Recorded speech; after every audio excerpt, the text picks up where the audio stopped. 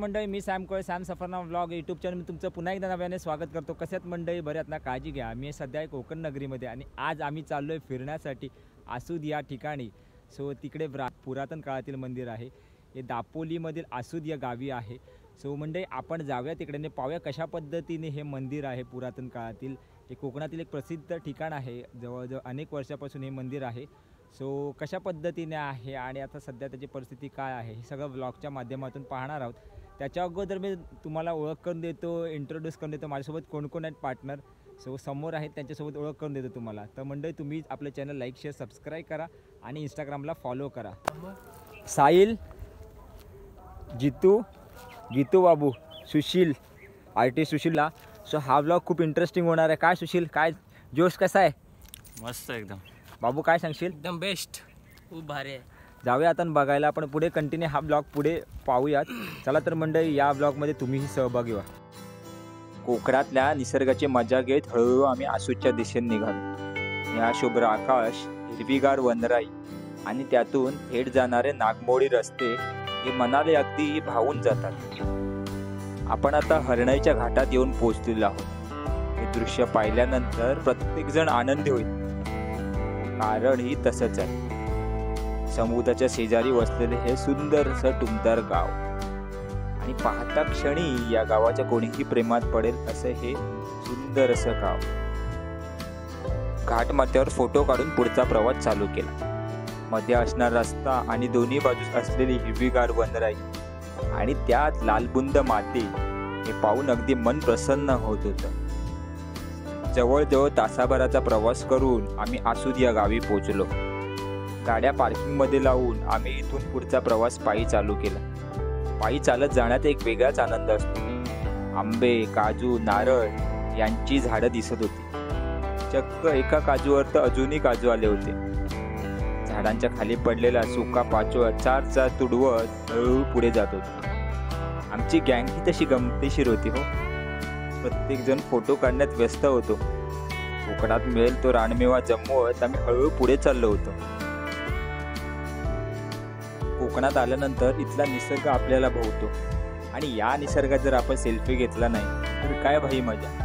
मी पटकन सेल्फी घेतली। साहिलने पटकन आपला मोबाईल काढला आणि त्यात सेल्फी घेतला, आणि मंडळी चक्क त्याने इंस्टाला स्टोरी पण पोस्ट केली। पण मंडळी, एका गोष्टीची मला खंत वाटते। या बागांमध्ये काही पोस्टर लागले होते, आमची जमीन विकायची आहे म्हणून। मंडळी, आपल्या वाडवडिलांनी जपलेली जमीन ही आपण कवडी मोल दरात विकायची, आणि तेही कोणाच्या तरी घशात घालायचं, हे तर आपल्याला पटत नाही। मुळात जमिनी मंडळी विकायच्या नसतात, राखायच्या असतात। या जमिनी आपल्या वाडवडिलांनी जपलेल्या असतात, आपण जपायच्या असतात, आणि येणाऱ्या पिढीसाठीही जपून ठेवायच्या असतात। कारण या जमिनी हे आपलं इथलं स्थान आहे, आपलं एक वर्चस्व आहे। आणि ही जमीन जर आपण विकली तर आपल्याला कदाचित याचा नुकसान खूप मोठ्या प्रमाणात होऊ शकतो। हे आपल्याला आता नाही कळायचं। तर कृपया मंडळी, कोणीही जमीन विकू नका। आपल्याला काही अंतरावरच मंदिर दिसत आहे। इथल्या पावसाळ्यातील दृश्य हे कमालच असेल। आम्ही हा ओढा क्रॉस करून मंदिराच्या दिशेने निघालो। इथला परिसर खूप छान होता। मुळात ना, इथे खूप शांतता होती, त्यामुळे मन अगदी प्रसन्न होत होतं। चला तर मंडळी, आपण सर्वप्रथम झोलाई देवीचं दर्शन घेऊया। फुलझाडंही आहेत। सो फायनल हे बघा, हे मंदिर आपल्याला पाहायला मिळतंय। मंदिराच्या बाजूला हिरवीगार वनराई आणि मध्ये मंदिर हे आपल्याला पाहायला मिळते। त्याचबरोबर समोर स्टेज आणि मंदिराचं काम चालू आहे। सो हळूहळू चला तर मंडळी, आपण पुढे जाऊया। इकडेही मंदिर आहे, कोणतं मंदिर आहे हे आपण पाहणार आहोत। सो हळूहळू मंदिराच्या दिशेने जाऊयात आणि दर्शन घेऊयात मंदिरातील। चला तर आपण आता मंदिरात प्रवेश करूया आणि दर्शन घेऊयात। सुंदर असं प्रसन्न वातावरणात आपण आता दर्शन घेतोय। झोलाई देवी मंदिर आसूद याचं, या देवीचं दर्शन घेऊया आपल्या ब्लॉगच्या माध्यमातून। हा मंदिराचा सभामंडप आहे, प्रशस्त अशी जागा आहे। सुंदर असं मंदिर पाहायला मिळतं आपल्याला आपल्या ब्लॉगच्या माध्यमातून। हळूहळू आपण झोलाई देवीचं दर्शन घेऊयात।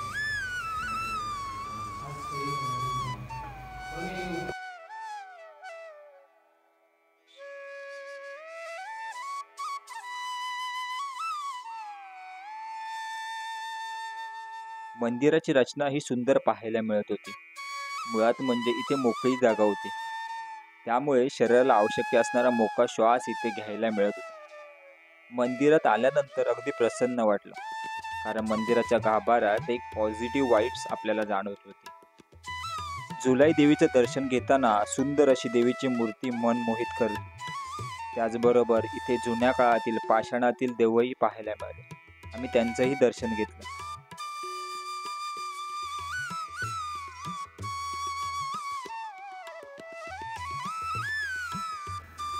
मंदिराच्या दारावर अगदी बारीक कोरीव काम केलेलं आपल्याला पाहायला मिळतं.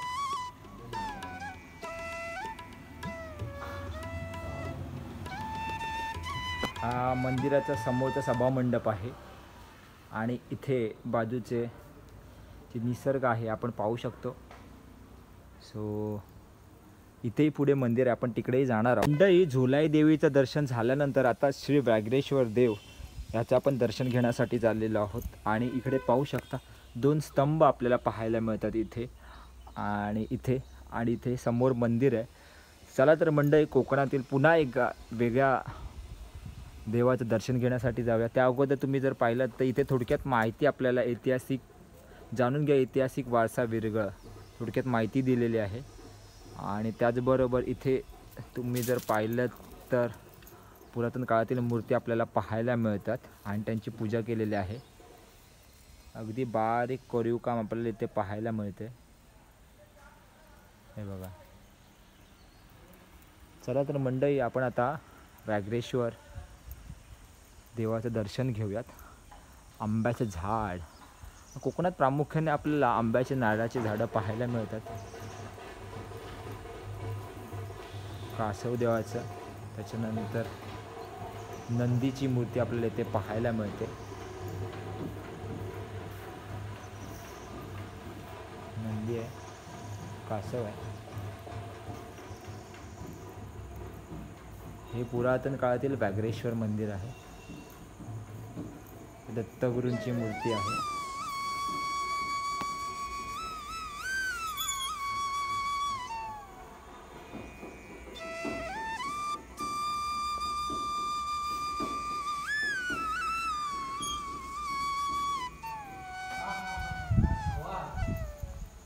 त्याच्यानंतर इकडे गणपती बाप्पाची मूर्ती आहे.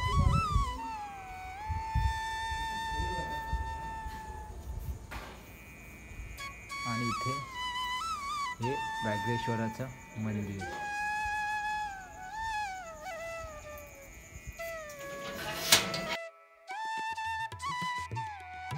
मंदिरात प्रवेश केल्यानंतर मंदिर हे पुरातन काळातील आहे हे लगेच दिसून येतं. मंदिरासाठी वापरण्यात आलेली लाकडं ही थोडीशी झिजली होती, पण पुरातन काळातील आहेत हे आपल्याला प्रामुख्याने दिसत होतं. पण मंडळी, जर आपण इकडे बारकाईने निरीक्षण केलं तर लाकडांचा आपण बघू शकतो कशा पद्धतीने वापर करण्यात आलेला आहे. मंदिराच्या गाभाऱ्यात आपल्याला शिवशंभो शंकराची पिंड पाहायला मिळते. या मंदिरात दररोज पूजा केली जाते. मंदिरात प्रवेश करण्यापूर्वी इथे बाहेर अंघोळ करावी लागते आणि इथे बाहेर ठेवलेले वस्त्र घालून आपण या मंदिराच्या गाभाऱ्यात प्रवेश करू शकतो. अशी या मंदिराची एक प्रथा आहे. हे आपल्याला बाहेर बोर्डवरही लिहिण्यात आलेलं आहे.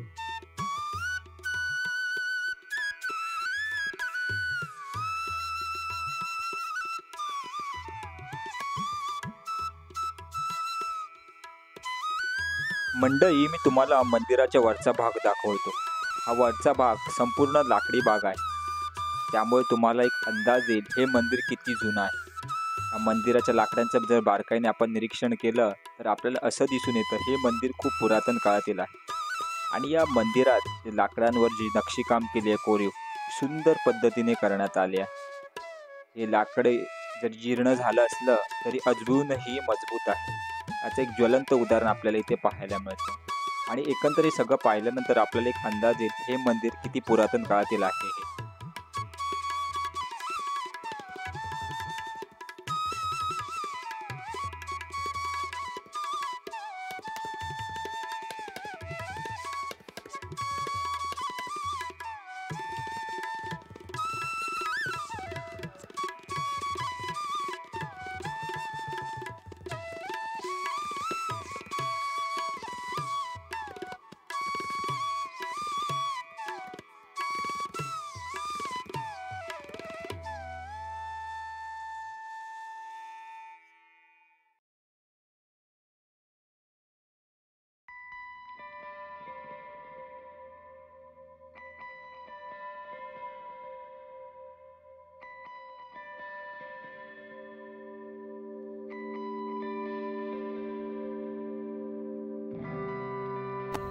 आपण आता पुन्हा एकदा काळभैरव जोगेश्वरी मंदिराचं दर्शन घेणार आहोत आसूर या ठिकाणचं.